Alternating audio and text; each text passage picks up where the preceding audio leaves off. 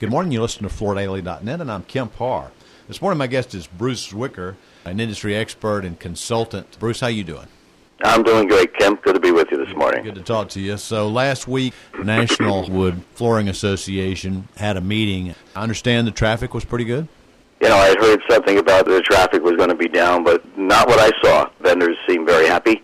The traffic was good. The number of exhibitors was good. It looked the same as other NWFA expos. So I think everybody was pleased.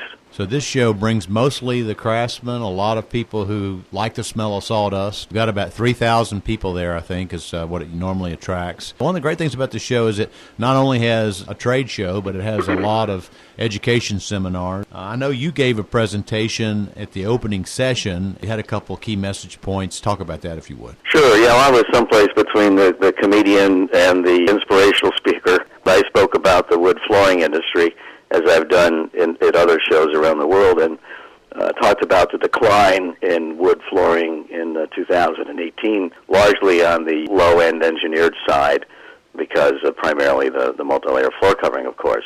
And so I reviewed a lot of stats and gave them some key messages. And then we also had a panel, too. I think it was very educational for the folks to kind of see the big picture. Yeah. All right, so let's run through that. We just finished our annual report, so most of the numbers I'm going to be using are Santo Tercivia's and ours melded together. Basically, what we're saying is the market grew a little faster than some might imagine, primarily because we shipped a whole bunch of product into the country and put it into warehouses, and we consider that consumption because that is financial exchange. So we got the market growing almost 5%.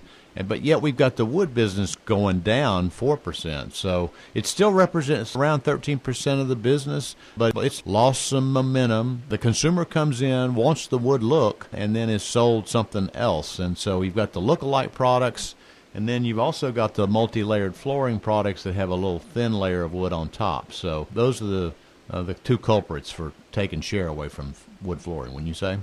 Yeah, I would agree with that. You know, that number of -4, I think we all know it could be -2, it could be -6. The statistics just aren't that good enough. And you've got some inventory build pre-tariff of wood flooring.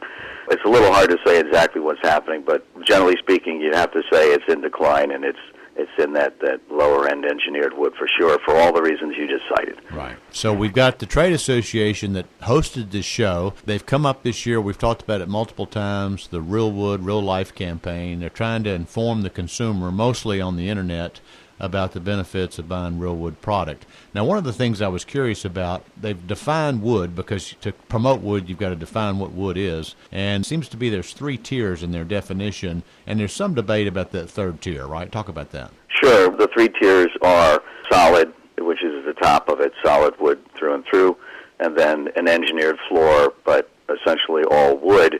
And then the third one is, as you say, it's basically some kind of composite with a wood layer on top. These 3 definitions mirror what the European definition is, and they're ahead of us, by the way, by a few years on this topic. I think the debate is a couple things. One, people wonder if the NWFA is saying, well, you know, this third category is real wood, and we should be promoting it.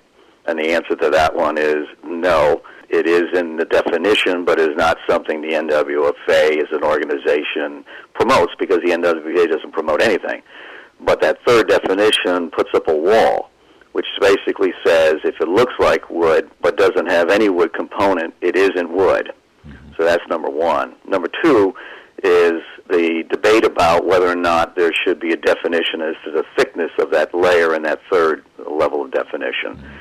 And that's been debated pretty rigorously. There's beliefs that you kind of go down the rabbit hole if you try to start defining it. There's debates about performance characteristics.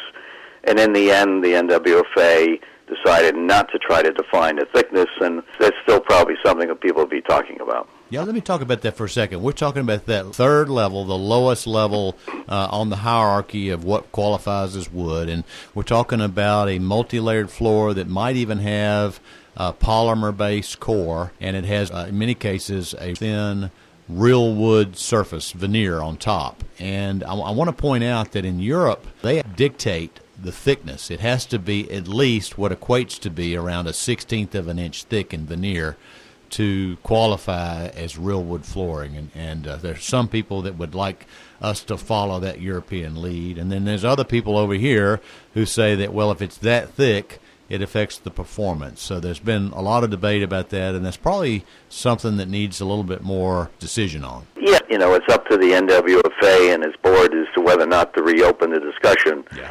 To define that thickness. And you have a wood flooring association for the purpose of trying to provide clarity, so, they may or may not open up that discussion, but you're absolutely right. That is the debate. But the main things are that there is at least a definition that says if it looks like wood but isn't any component of it wood, it's not. The real emphasis for the NWFA is the promotion of real wood of the first two categories, which is really up to the membership, as opposed to saying, well, the third category is also something that the association's trying to promote. That's just not the case.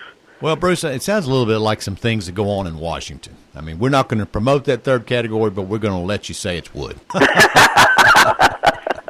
Yeah, that's probably a pretty good comparison. These things are tough. They are. You want to talk about the Kentucky Derby? I actually saw that. I couldn't believe it.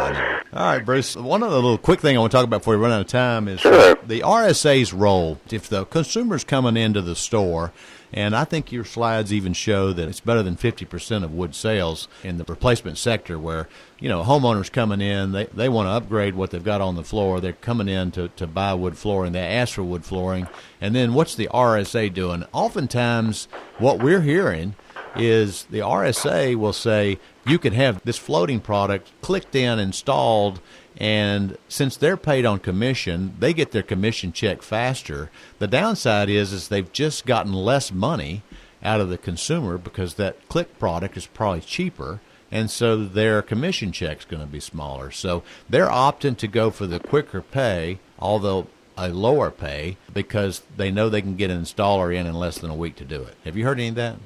Oh, absolutely. In all product categories, we're all the victim of what's going to happen at the point of sale and those retail salespeople in the remodeling sector across all those independents and anywhere, and even in the mega retailers. But it's really up to the owners, presidents, CEOs, whatever, of retailers of floor covering to recognize that they've got to train their people and motivate them to sell something that's going to be more valuable to the business, and then make sure the incentive system points them in that direction.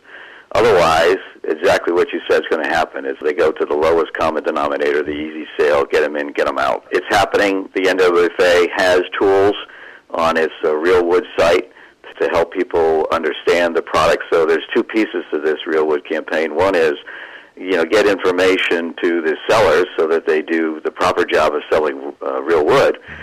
And then secondly, educating the consumer of the differences and explaining that some of the claims that they may be seeing in something that mimics wood, they need to look at pretty closely before buying something that truly isn't wood and has all the benefits of wood. Okay, Bruce, thanks so much for updating our listeners and letting them get a view of what happened down in Fort Worth, Texas. Again, been talking to Bruce Zwicker about the NWFA show that happened last week, and you've been listening to Kemp Harr and FloorDaily.net.